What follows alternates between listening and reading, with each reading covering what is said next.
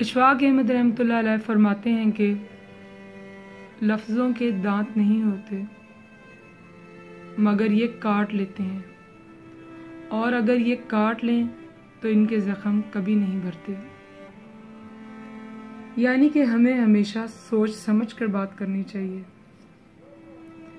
اسلامی نقطہ نظر سے دیکھا جائے تو واضح ہوتا ہے کہ زبان سے دوسروں کو تکلیف پہنچانے والا اللہ کو سخت ناپسند ہے،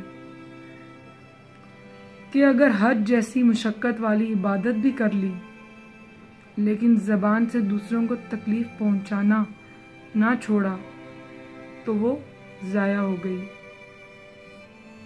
یہ حقیقت ہے کہ کوئی زخم کتنا ہی گہرا کیوں نہ ہو، وقت کے ساتھ ساتھ بھر جاتا ہے،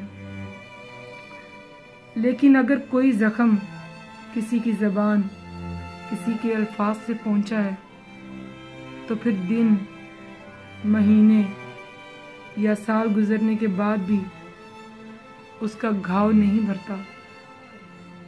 اس لیے سب سے زیادہ احتیاط زبان کے استعمال میں کرنی چاہیے۔